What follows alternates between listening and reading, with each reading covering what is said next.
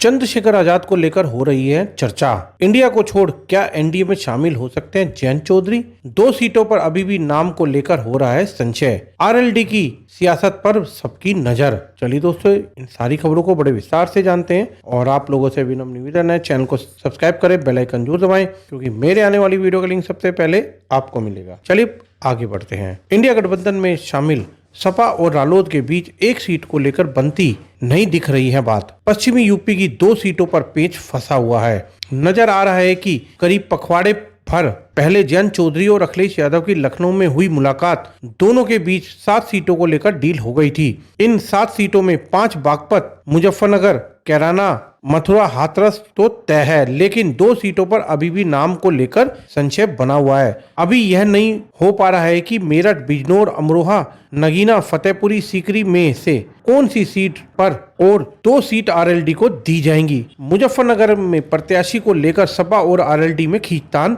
मची हुई है। समाजवादी पार्टी चाहती है कि हरिंदर मलिक को वहां से चुनाव लड़ाया जाए। सपा के हरिंदर मलिक आरएलडी के टिकट पर चुनाव लड़ रहे हैं, जबकि आरएलडी के कई स्थानीय नेता इसका विरोध कर रहे हैं और नहीं चाहते हैं कि हरिंदर मलिक को मुजफ्फरनगर की सीट दी जाए। दरअसल हरिंदर मलिक जब कांग्रेस में हुआ करते थे, तब से चौधरी परिवार की पुरानी अदावत रही है और मुजफ्फरनगर सीट चौधरी परिवार की ओर से सीट मानी जाती है। लेकिन जयंत चौधरी या तो खुद के लिए या अपने किसी करीबी को यहां से चुनाव लड़वाना चाहते हैं। लेकिन जैसा कि तय हो चुका है कि ना तो जयंत चौधरी चुनाव लड़ेंगे और ना ही उनकी पत्नी चारू चुनाव लड़ेंगी। ऐसे में पार्टी के भीतर कई नेता मुजफ्फरनगर सीट को लेकर दावेदारी कर रहे हैं। समाजवादी पार्टी का मानना है कि संजीव बलियान को अगर कोई चुनौती दे सकता है तो वह है चौधरी परिवार या फिर हरिंदर मलिक। लेकिन जयंत चौधरी की पार्टी का काडर हर हाल में यह सीट पर अपना ही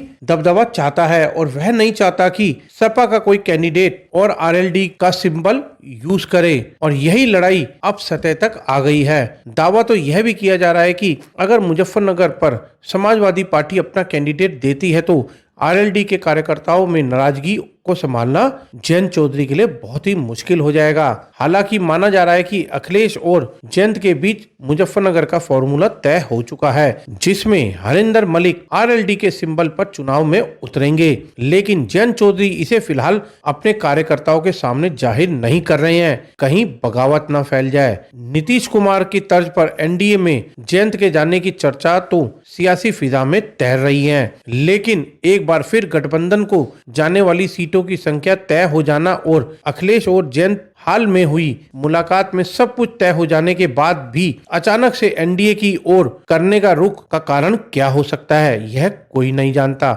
ऐसा आरएलडी की सियासत पर नजर रखने वालों का भी माना जाना है।